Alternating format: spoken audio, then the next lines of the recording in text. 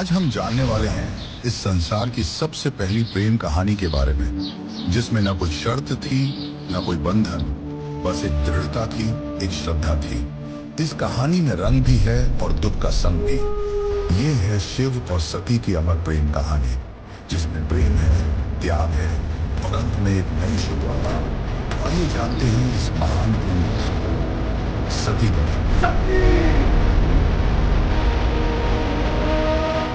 सृष्टि के आरंभिक काल की बात है, जब ब्रह्मा ने अपने मानस पुत्रों को रचा। उन्हीं में से एक थे दक्ष प्रजापति, अत्यंत बुद्धिमान परंतु उतने ही अहंकारी।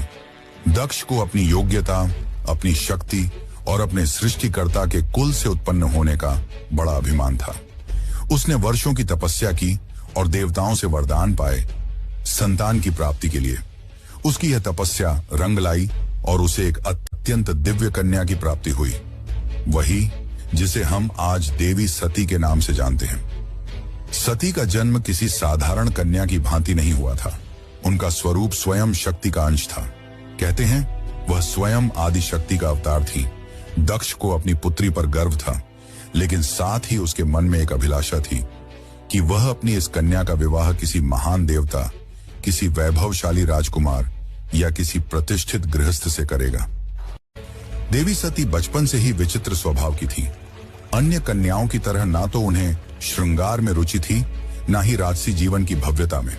जब जब वह शिव की चर्चा सुनती, जब किसी आर्षि द्वारा शिव की महिमा का वर्णन होता, उनका हृदय गहरे भावों से भर उठता।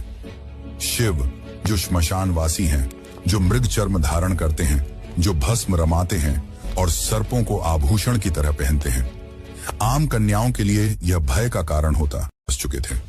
धीरे धीरे यह आकर्षण भक्ति में बदला और भक्ति प्रेम में। अब सती का एक ही लक्ष्य था, शिव को पति रूप में प्राप्त करना। पर यह मार्ग आसान नहीं था। जब दक्ष को सती की इच्छा का आभास हुआ तो वह क्रोधित हो उठा। उसकी आंखों में तो शिव एक जंगल में भटकने वाले योगी मात्र थे। उसने सती को समझाने का प्रयास किया कि वह किसी योग्य, राजसी और सम्माननीय वर को चुने। पर सती अब निर्णय कर चुकी थी। उन्हें किसी धन, वैभव या पद की आवश्यकता नहीं थी। उन्हें चाहिए था वह परम पुरुष जो संन्यास में भी पूर्ण है, जो मौन में भी संपूर्ण है। और इसी लक्ष्य के लिए सती ने आरंभ की कठोर तपस्या। पर्वतों की गुफाओं में प्रचंड वायु और वर्षा के बीच सती ने भोजन तक त्याग दिया। उन्होंने पृथ्वी पर बैठकर खुले आकाश में बिना निद्रा के केवल शिव के ध्यान में लीन रहकर दिन, सप्ताह और महीनों का तप किया। देवताओं तक को आश्चर्य हुआ कि एक कन्या इतनी कठोर तपस्या कैसे कर सकती है।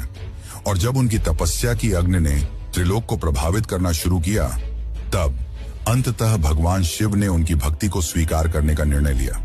पर यह तो आगे की कथा है। अभी तो एक पिता के अहंकार और एक पुत्री के समर्पण की टकराहट शुरू हुई है। जहां एक ओर दक्ष चाहता है कि सती उसके राजनैतिक सपनों की सीढ़ी बने, वहीं दूसरी ओर सती हर सांस के साथ शिव का नाम जपती है। यही संघर्ष इस प्रेम कथा की पहली चिंगारी है, एक ऐसी चिंगारी जो आगे चलकर एक भीषण अग्निकांड बन जाएगी। सती अपनी तपस्या में लीन थी। उनका एकमात्र उद्देश्य था शिव की प्राप्ति। अनंतः उनकी भक्ति से प्रसन्न होकर शिव प्रकट हुए। शिव मुस्कुराए और एक क्षण में वह उस तपस्विनी के समक्ष प्रकट हो। शिव ने उनके तप, प्रेम और अटल श्रद्धा को देखा और कहा, हे देवी, तुम्हारा प्रेम मुझे बाध्य करता है। आज मैं तुम्हें अर्धांगिनी के रूप में स्वीकार करता हूँ। इस वचन के साथ पूरे ब्रह्मांड में आनंद की लहर दौड़ गई। देवताओं ने पुष्प वर्षा की और फिर आया वह शुभ दिन जिसका साक्षी स्वयं ब्रह्मा, विष्णु और सारे लोक हुए। शिव और सती का दिव्य विवाह। शिव बारात लेकर स्वयं कैलाश से निकले। शिव और सती का दिव्य विवाह। शिव बारात लेकर स्वयं कैलाश से निकले।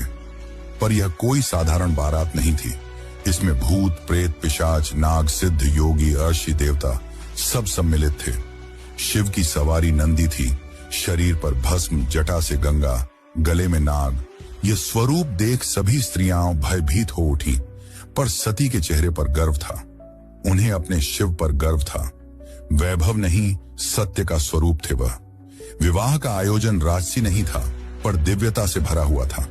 स्वयं ब्रह्मा ने मंत्रोच्चारण किया, विष्णु ने कन्यादान किया और समस्त लोगों ने इस मिलन का स्वागत किया। यह केवल दो आत्माओं का नहीं, सृष्टि के दो मूल तत्वों शिव और शक्ति का मिलन था। लेकिन इस भव्य विवाह में एक स्थान रिक्त रहा। सती के पिता दक्ष प्रजापति वह नहीं आए, ना ही कोई संदेश भेजा, ना ही कोई आशीर्वाद। क्योंकि वह नहीं आए, ना ही कोई संदेश भेजा, ना ही कोई आशीर्वाद, क्योंकि उनके लिए यह विवाह एक अपमान था, एक चुनौती उनके अभिमान को। उनके अनुसार यह मिलन योग्य नहीं था। और यहीं से प्रारंभ हुआ उस अग्निकथा का बीज जो आगे चलकर पूरे यज्ञ को जला देगा। समय धीरे धीरे बीतता है। कैलाश पर्वत पर प्रकृति की गोद में शिव और सती अपना वैवाहिक जीवन शांतिपूर्वक और आनंद से व्यतीत कर रहे हैं। कैलाश की गुफाएं, मंदाकिनी की कलकल धारा और बर्फीली हवाएं सब साक्षी थीं उस दिव्य प्रेम की जो समय और शब्दों से परे था। लेकिन इसी बीच एक और स्थान पर कुछ और ही चल रहा था। राजा दक्ष के मन में सती के शिव से विवाह को वह अभी तक स्वीकार नहीं कर पाया था। हर बार सती के शिव से विवाह को वह अभी तक स्वीकार नहीं कर पाया था। हर बार जब कोई शिव की महिमा का गुणगान करता, दक्ष की भौहें तन जाती। उसे लगता कि शिव ने उसकी पुत्री को अपनी योग्यता से नहीं, किसी छल से प्राप्त किया है। वह अपनी सत्ता, अपना रुतबा, अपनी श्रेष्ठता सिद्ध करना चाहता था और उसी घमंड ने उसे एक विशाल यज्ञ के आयोजन की प्रेरणा दी। दक्ष ने यज्ञ का आयोजन बड़ी धूमधाम से किया। ऐसा यज्ञ जिसमें समस्त देवताओं, ऋषियों, सिद्धों और लोकपालों को निमंत्रण भेजा गया। ब्रह्मा से लेकर इंद्र तक हर कोई आमंत्रित था, परंतु एक नाम उसमें अनुपस्थित था, महादेव शिव का। यह कोई भूल नहीं थी, यह था दक्ष का जानबूझकर किया गया निर्णय। उसने शिव को निमंत्रण नहीं भेजा क्योंकि उसका अहंकार उसे यह स्वीकार नहीं करने देता था कि उसकी पुत्री ने उस योगी से विवाह कर लिया जो ना कोई राज्य रखता है, ना कोई वस्त्र और जो श्मशान का वासी है। दक्ष को लगता था कि शिव को यज्ञ में आमंत्रित करना उसके सम्मान के विरुद्ध होगा। जब यज्ञ की तैयारियां चल रही थीं, उसी समय सती ने इस आयोजन की बात सुनी। किसी ने उनसे कहा, माता, आपके पिता दक्ष ने एक महान यज्ञ का आयोजन किया है जिसमें सारे देव, ऋषि और ज्ञानी आमंत्रित हैं। वह तो आज पूरे ब्रह्मांड का ध्यान खींच रहा है। यह सुनकर सती का हृदय कांप उठा। उन्हें विश्वास नहीं हुआ कि उनके पिता इतना बड़ा आयोजन कर रहे हैं और उन्हें कोई सूचना नहीं मिली। कुछ समय तक वे चुप रहीं, शायद आशा में कि कोई दूत आएगा, कोई संदेश मिलेगा। लेकिन जब स्पष्ट हो गया कि शिव और उन्हें जानबूझकर न बुलाया गया है, तब उनके भीतर कुछ टूट सा गया। एक ओर पुत्री का धर्म उन्हें पिता के यज्ञ में खींच रहा था, तो दूसरी ओर पत्नी का धर्म उन्हें शिव की मर्यादा का ध्यान रखने को कह रहा था। अंततः सती ने शिव से निवेदन किया, स्वामी, मैं उस यज्ञ में जाना चाहती हूं। शायद यह कोई भूल हो और मेरा जाना उस विघटन को रोक सके। शिव ने सती की ओर गहरी दृष्टि से देखा। वह जानते थे कि यह आमंत्रण विहीन आयोजन एक साधारण यज्ञ नहीं है। उन्होंने शांत स्वर में सती से कहा, हे प्रिय, जहां सम्मान न हो वहां स्वाभिमान को ले जाना व्यर्थ है और मैं नहीं चाहता कि तुम उस यज्ञ में जाओ जो केवल क्रोध और घमंड से जल रही है। परंतु सती व्याकुल थी। उनके भीतर एक द्वंद्व चल रहा था, पिता और पति के बीच। उन्होंने पुनः प्रार्थना की, प्रभु, मैं केवल एक पुत्री के रूप में वहां जाना चाहती हूं। मैं पिता से बात करूंगी, शायद वह बदल जाए, शायद उनके मन का विष उतर जाए। शिव ने इस बार उन्होंने अनुमति दे दी। सती ने कैलाश से विदा ली, अकेले, बिना किसी दूत या सम्मान के। वह एक बेटी थी जो अपने पिता से स्नेह की अपेक्षा लेकर जा रही थी, लेकिन उन्हें झांक नहीं था कि उस यज्ञ में उनका स्वागत नहीं, अपमान प्रतीक्षा कर रहा है। सती जब यज्ञ स्थल पर पहुंची तो उनके मन में उम्मीद थी। उम्मीद थी कि पिता के नेत्रों में बेटी को देखकर कोमलता जगेगी, उनके मुख से स्वागत के शब्द निकलेंगे। लेकिन जब उन्होंने यज्ञ स्थल में प्रवेश किया तो सन्नाटा पसर गया। कोई स्वागत नहीं हुआ, कोई आसन नहीं दिया गया, जैसे वो वहां उपस्थित ही न हो। वहां बैठे देवताओं की आंखों में असहायता थी। सती ने पिता की ओर देखा, धीमे स्वर में कहा, पिताश्री, क्या आप नहीं चाहेंगे कि आपकी पुत्री भी इस पावन यज्ञ में सम्मिलित हो? दक्ष ने ठंडी हंसी के साथ उत्तर दिया, पुत्री, जिस दिन तूने उस नग्न भस्म रमाए श्मशान में विचरने वाले औघड़ को अपना पति चुना, उसी दिन तू मेरी पुत्री नहीं रही। दक्ष का स्वर ऊंचा हो रहा था और उसके शब्द जैसे शिव के लिए विष से भरे बाण हो। यह सुनकर सती की आत्मा कांप उठी थी। यह केवल अपमान नहीं था, यह शिव के उस स्वरूप का तिरस्कार था जो समस्त सृष्टि का आधार है। वे उठी, सभा की ओर देखा और बोली, तुम सब यहाँ धर्म की बात करने आए हो, यज्ञ की बात करते हो, पर जिस शिव के बिना कोई यज्ञ संपन्न ही नहीं हो सकता, उसी शिव का तुम अपमान करते हो। फिर उन्होंने आगे कहा, जिसे तुम औघड़ कहते हो वही काल का भी काल है। जिसे तुम श्मशानवासी कहकर हंसते हो वही मृत्यु से परे है, और जिसे तुम औघड़ कहते हो वही काल का भी काल है। जिसे तुम श्मशानवासी कहकर हंसते हो वही मृत्यु से परे है, और जिसे तुम भस्मधारी कहते हो वही भस्म से मोह को जलाता है। उनकी आंखों में आंसू थे, लेकिन स्वर तेज था, ऐसा तेज कि स्वयं देवता भी सिर झुका लें। सभा स्तब्ध थी, कोई उत्तर नहीं दे सका, लेकिन सती का हृदय अब टूट चुका था। उन्होंने कहा, जिस शरीर ने आज मेरे प्रभु का अपमान सुना है, वह शरीर अब इस संसार के योग्य नहीं। और वे सीधे यज्ञ कुंड की ओर बढ़ी। वहां उपस्थित देवता उन्हें रोकना चाहते थे, पर सती अब कोई और वे सीधे यज्ञ कुंड की ओर बढ़ी। वहां उपस्थित देवता उन्हें रोकना चाहते थे, पर सती अब कोई नारी नहीं थी, वह साक्षात अग्नि बन चुकी थी।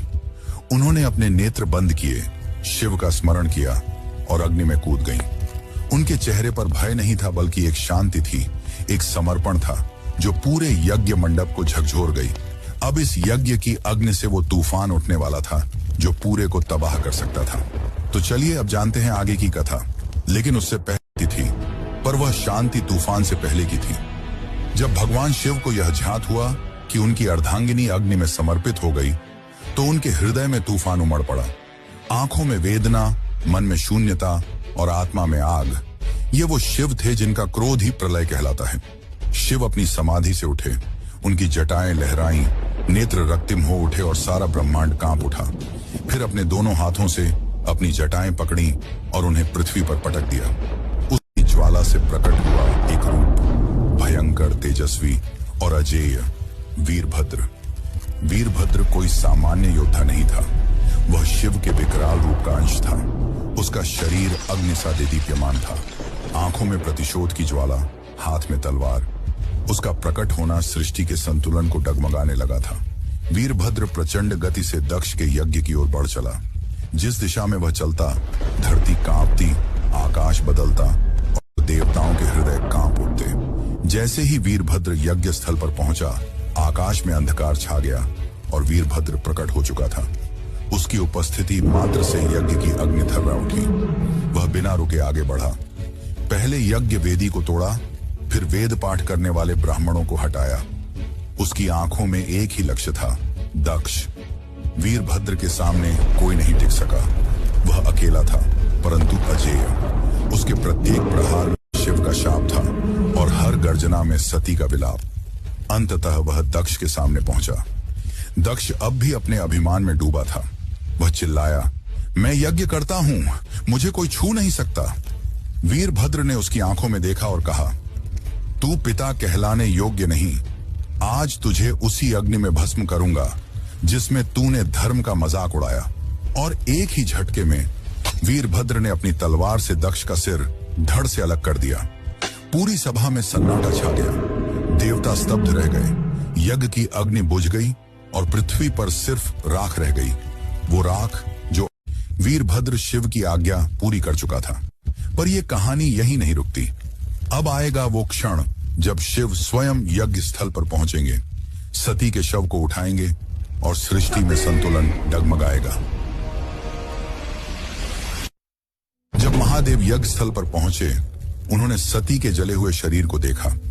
वह दृश्य ऐसा था जिसने स्वयं काल को रुला दिया।